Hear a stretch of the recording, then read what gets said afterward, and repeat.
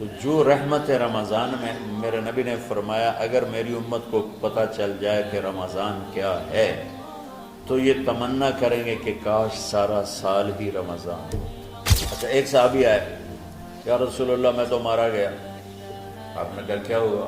کہا میرا روزہ تھا، میں بیوی کے پاس چلا گیا۔ آپ نے کہا تو پھر تو غلام آزاد کر، کفارہ دے۔ کہا جی میں تو خود غریب آدمی ہوں، غلام کہاں سے آزاد خریدنا پڑے؟ آپ نے فرمایا پھر آخری ہے کہ 60 روزے مسلسل رکھنے ہوتے ہیں جو کفارے کے ہوتے ہیں۔ وہ کہنے لگا ایک روزے چاہے کم کیتا ہے 60 روزے جو میں کی کریں۔ آپ نے کہا ادھر آ، یہ کھجوریں لے جا اور 60 گھروں میں تقسیم کر دے۔ کہنے لگا یا رسول اللہ، اللہ کی قسم مدینے میں مجھ سے غریب کوئی نہیں، آپ ایسا کرو یہ میرا کفارہ مجھے ہی صدقہ کر دو۔ تو آپ اتنا ہنسے کہ یہ آخری دانت نظر آنے لگے۔ بہت کم ایسا ہوتا تھا۔ رمضان علم کا مہینہ ہے، سونے کا نہیں ہے، کھانے کا نہیں ہے، سموسے پکوڑے کا نہیں ہے، رمضان علم کا مہینہ۔ یہ رمضان کی سب سے بڑی تیاری، مشکل کام آپ یہ سیکھ لیں۔ صاف کرو، صاف کرو، صاف کرو۔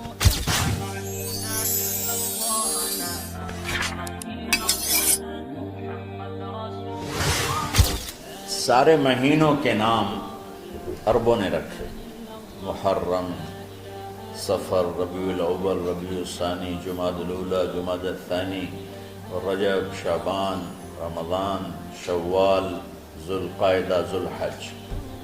اس میں جو رمضان ہے یہ نام اللہ نے رکھا، باقی مہینوں کے نام تو رکھے عربوں نے۔ پھر ان کی زبان پہ اللہ لایا رمضان، چونکہ ابھی تو دنیا بھی نہیں بنی تھی اور اللہ نے قرآن کی تلاوت فرمائی تھی، تو اس قرآن میں تھا شہر رمضان الذی انزل فیہ القرآن۔ تو رمضان کا نام اللہ نے پہلے سے چن رکھا تھا، پھر ان سے رکھوا دیا۔ رمضان کہتے ہیں رمض یرمز، جل جانا، جل جانا۔ رمضان کو رمضان کیوں کہتے ہیں؟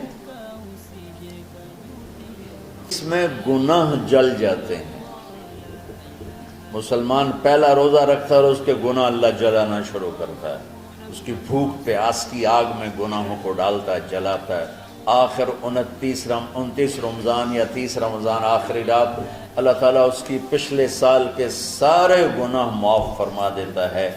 تو اس کو اس سے تشبیہ دی گئی کہ جیسے جلنے سے چیز ختم ہو جاتی ہے، رمضان کے روزے کی بھوک اور پیاس کی تپش سے اللہ تعالیٰ پچھلے سال کے سارے گناہوں کو معاف فرما دیتا ہے۔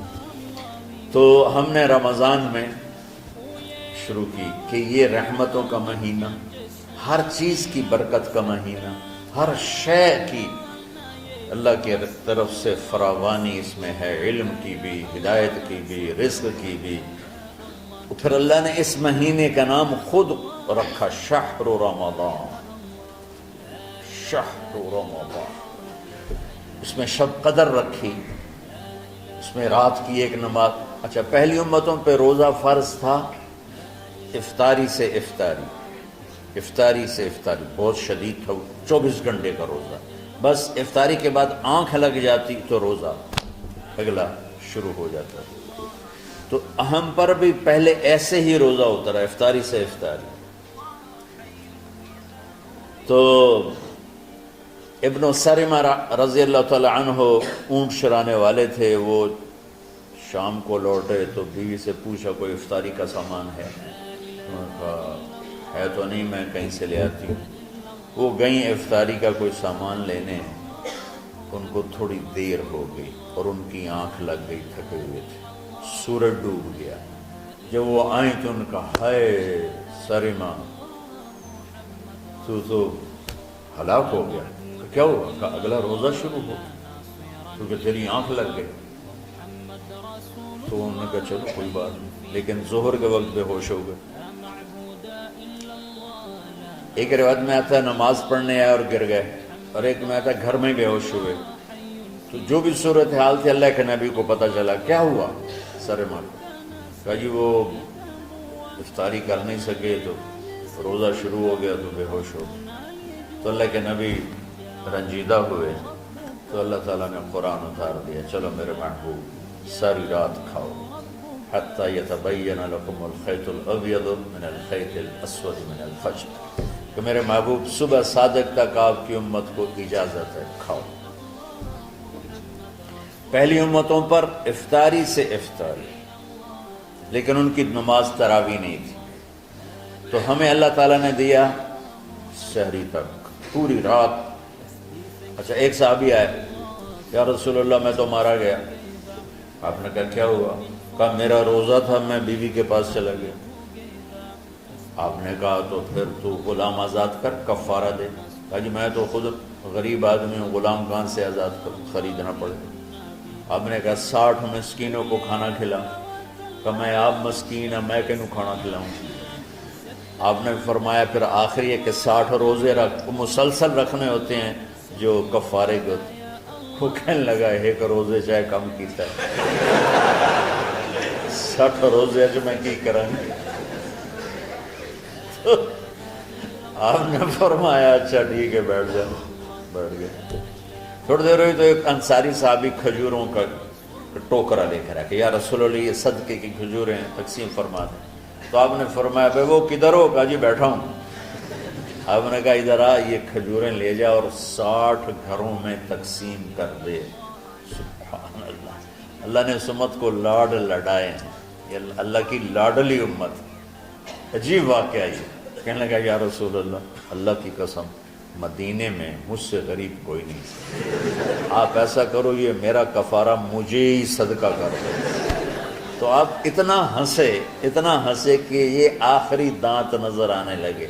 بہت کم ایسا ہوتا تھا فَضَحِكَ حَتَّى بَدَتْ نَوَاجِذُهُ، ایسا ہنسنا آپ کبھی کبھی ہنستے تھے کہ آخری دانت پورا منہ کھل جائے، تو آپ اتنا ہنسے کہ آخری دانت تک نظر آنے لگے۔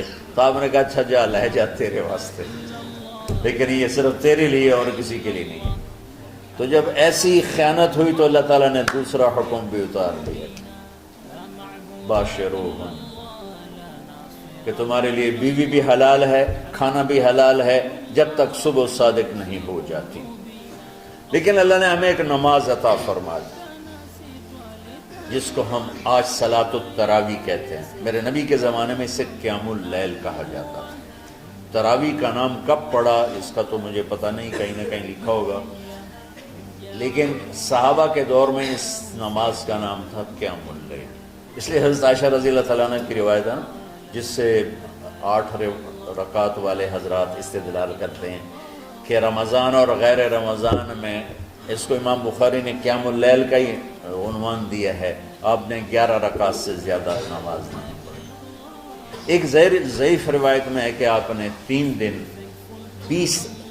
3 دن پڑھائی نماز، یہ تو صحیح روایت ہے۔ کتنی رکعت پڑھائی؟ تو ایک ضعیف روایت میں ہے کہ 20 رکعت پڑھائی۔ اچھا ضعیف روایت سے عبادت ثابت نہیں ہو سکتی حکم شرعی۔ تو جب حضرت عمر رضی اللہ تعالیٰ عنہ نے سب کو، میرے نبی کے دور میں 3 دن کے بعد آپ تو آئے نہیں کہ کہیں فرض نہ ہو جائے، تو صحابہ اپنے طور پر قرآن سنتے تھے ٹولیوں میں۔ صدیقی دور میں 2 سال وہ فتنوں میں گزرا، تو اس میں بھی اسی طرح چلا کہ ٹولیوں میں ہوتی۔ حضرت عمر رضی اللہ عنہ کے زمانے میں حکومت مضبوط ہو گئی، طاقتور ہو گئے، تو ابتدائی سالوں میں نہیں، چند سالوں کے بعد اب مسجد میں تشریف لائے تو لوگ اس طرح کوئی 4 ادھر 4 ادھر 5 ادھر 10 ادھر 20 ادھر، کہنے لگے ان کو ایک امام پہ جمع کر دیا جائے تو کتنا اچھا ہوگا۔ تو آپ نے سب کو اکٹھا کیا اور ابی بن کعب رضی اللہ تعالیٰ عنہ کو امام بنایا اور سب کو ایک نماز پہ جمع کر کے 20 رکعت کا حکم عطا فرمایا۔ تو حضرت عمر کا یہ عمل اس حدیث کو مضبوط کر دیتا ہے کہ چونکہ میرے نبی نے کہا علیکم بسنتی و سنت الخلفاء الراشدین من بعدی، کہ میری اور میرے خلفاء راشدین کی سنت پر مضبوطی سے عمل کرنا۔ تو حضرت عمر کا جو 20 رکعت طے کرنا ہے، اگر ان کا اپنا اجتہاد ہے تو بھی ہمارے لیے عمل کے لیے کافی ہے۔ اور اگر ان کو یہ یاد ہے کہ میرے نبی نے 20 پڑھی تھیں تو اور زیادہ اچھی بات ہے، لیکن بہرحال جو 8 پڑھتا ہے ہمارا اس پہ بھی کوئی اعتراض نہیں، کیونکہ وہ بھی حدیث کے ساتھ بات کرتا ہے، اور باقی پوری امت 20 پڑھتی ہے، ان پر بھی اعتراض نہیں۔ میں ایک جگہ سے گزر رہا تھا، نماز کا وقت ہو گیا، اہل حدیث کی مسجد تھی، میں وہاں نماز پڑھنے چلا گیا تو ایک بہت بڑا اشتہار لکھا ہوا تھا، 20 تراویح ثابت کرنے والے کو 5 لاکھ روپے انعام۔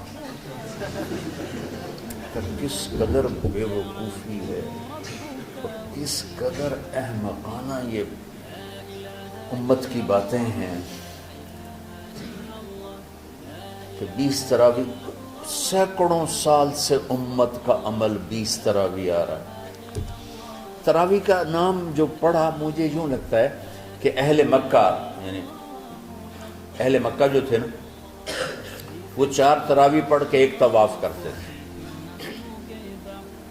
تو وہ آرام کے لیے ہوتا، ترویحہ آرام، تھوڑی دیر کا آرام، تو 4 تراویح کے بعد ایک طواف کرتے تھے، وہ چھوٹا سا طواف 10 منٹ میں ختم ہو جاتا تھا، اور پھر 4 تراویح پڑھتے تھے، پھر طواف کرتے تھے، پھر 4 پڑھتے تھے، پھر طواف کرتے تھے۔ یہ صحابہ کے تھوڑے بعد کے دور کی بات۔ تو مدینے والوں کو پتہ چلا کہ مکے والے تو یہ کرتے ہیں، وہ کہنے لگے اساں کی کریے، انہوں نے کہا اسی 40 تراویح پڑھا، 40 رکعت، وہ 40 رکعت پڑھتے تھے۔ تو نوافل میں کوئی سختی نہیں کہ بھائی 8 سے زیادہ نہیں پڑھنی، بدعت ہو جائے گی، اور 20 پڑھنا بدعت ہے، یہ سب جہالت کی بات ہے۔ اور یہ 8 پڑھ رہے ہیں یہ غلط ہے، یہ بھی حماقت کی بات ہے۔ جو صحیح حدیث سے دلیل پکڑ کے کوئی عمل کرتا ہو تو بھائیو اس سے بحث نہ کیا کرو، مناظرہ نہ کیا کرو، یہ بہت نادانی والی بات۔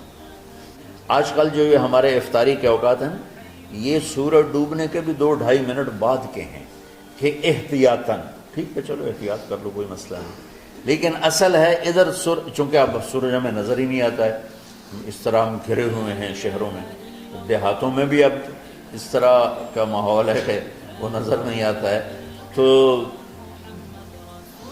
بہتر کہ ادھر سورج غائب ہو، ادھر لقمہ منہ میں جائے، لیکن یہ تب ہے جب آپ نظر آ رہا ہو۔ اب جب آپ یہاں بیٹھے ہو حسنین میں تو یہاں تو کوئی سورج نظر نہیں آئے گا، یہاں تو مینار ہی نظر آئے گا، تو لہٰذا احتیاط ٹھیک۔ ہمارے اہل حدیث بھائی وہ 2 منٹ پہلے ہم سے افطار کرتے ہیں، وہ بڑی اچھی بات ہے کہ سورج کے غروب ہونے کا جو اصل وقت ہے اس کے ساتھ ہی افطار کرنا۔ اور سحری میں ایک واقعہ سناتا ہوں، آپ سحری کھا رہے تھے، بکرے کی سری پکی ہوئی تھی، تو مولا علی رضی اللہ تعالیٰ عنہ اور رباز بن ساریہ رضی اللہ تعالیٰ عنہ آپ کے ساتھ کھانا کھا رہے تھے، تو حضرت بلال ہے، یا رسول اللہ وقت ختم ہو گیا ہے، میں اذان دینے جا رہا ہوں، آپ برائے مہربانی کھانا پینا بند کریں، اور یہ کہہ کر چلے گئے۔ چھت، ایک انصاری عورت تھی، اس کے گھر کی چھت پہ چڑھ کے اذان دیتے تھے، چڑھنے لگے تو پھر واپس آئے کہ دیکھوں اللہ کے نبی نے کھانا چھوڑ دیا یا نہیں، آ کے دیکھا تو وہ کھا رہے تھے، انہوں نے کہا یا رسول اللہ واللہ لقد اصبحت، یا رسول اللہ اللہ کی قسم سحری کا وقت ختم ہو گیا، صبح ہو گئی، تو آپ نے ہاتھ پیچھے کر لیا، کہہ رہے تیرا بھلا ہو بلال، ابھی وقت باقی تھا، تیرے قسم کھانے پر اللہ نے اس کو پہلے نکال دیا کہ تیری قسم کہیں جھوٹی نہ پڑ جائے۔ تو حضرت علی نے فرمایا کہ اگر بلال قسم نہ کھاتے تو جب تک میرے نبی کھاتے رہتے صبح صادق نہیں ہونی تھی، تو بالکل آخری وقت میں آپ کھاتے تھے تاکہ کم سے کم وقت امت پہ بھوک کا آئے۔ تو اللہ تعالیٰ آپ کے علم میں برکت دے۔ رمضان علم کا مہینہ ہے، سونے کا نہیں ہے، کھانے کا نہیں ہے، سموسے پکوڑے کا نہیں ہے، رمضان علم کا مہینہ۔ تو اب جب دوبارہ تھوڑا سا موسم ٹھنڈک کی طرف گیا اور رات کچھ تھوڑی لمبی ہونے لگی تو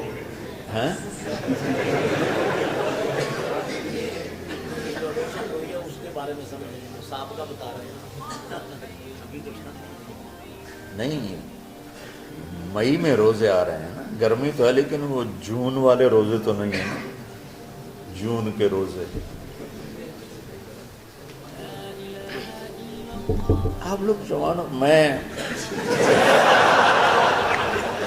میرے جیسا کوئی آدمی کرے عذر بہانا تو ٹھیک ہے، اور پھر سحری کر کے اور فجر کی نماز کے بعد آرام ہوتا ہے، تھوڑی روٹین تبدیل ہوتی ہے، لیکن یہ دنیا مشقت کی اٹھانے کی جگہ ہے. بس رمضان کی سب سے بڑی تیاری کیا ہے کہ اپنے دلوں کو صاف کر لو پہلے سے. شعبان کی سب سے بڑی تیاری کیا ہے کہ اپنے دلوں کو صاف کر لو. کہ جس دل میں نفرت ہو، بغض ہو، کسی کے لیے غصہ ہو، کسی کے لیے کیا کیا جذبے ہوں، دل صاف کرنا. شب قدر اس میں ہے، اللہ کا عرش پہلے آسمانوں پر ہے، سارا دن ساری رات اللہ کے اعلان ہو رہے ہیں. کوئی بخشش چاہنے والا، کوئی معافی چاہنے والا، کوئی رزق چاہنے والا، کوئی ہدایت چاہنے والا، کوئی شفا چاہنے والا. اور فرشتوں کے اعلان ہو رہے ہیں، بھلائی کرنے والے آگے بڑھ، برائی کرنے والے بس کر دے. تو جو رحمت رمضان میں، میرے نبی نے فرمایا اگر میری امت کو پتہ چل جائے کہ رمضان کیا ہے تو یہ تمنا کریں گے کہ کاش سارا سال ہی رمضان ہو. تو ہم نے نظام بنایا ہوا ہے، لوگ وہ کر رہے ہیں، وہ روزانہ جھاڑو دیتے ہیں. تمہارا دل ایک آنگن ہے، ایک صحن ہے، اس میں بغض، نفرت، حسد، پتہ نہیں کیا کیا گندگیاں آئیں گی اور آتی رہیں گی. بچوں ایک کام کرو، جھاڑو پکڑ لو، صاف. یا اللہ معاملہ تجھ سے کرنا ہے، لوگوں سے نہیں. کسی نے برا کہا، کسی نے غیبت کی، کسی نے گالی دی، کسی نے دھکا دیا، کسی نے حق مارا، کسی نے کچھ کیا. یا اللہ تیرے سبب میں نے اپنے دل کو سب سے صاف کیا، میں نے اپنے دل کو سب سے صاف کیا.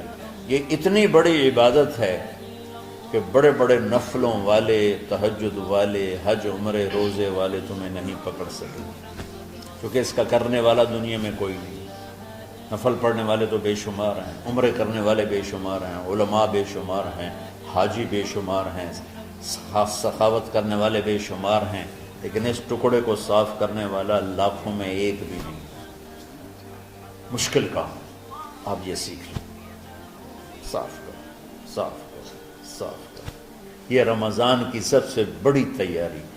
جس دل میں بغض بھرا ہو، نفرت بھری ہو، حسد بھرا ہو، کینہ بھرا ہو، اس میں خاک آئے،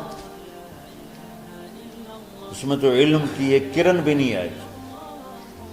اس زبان سے چاہے جتنے مرضی موتی بکھیرے، دل اس کا اندھا ہوگا.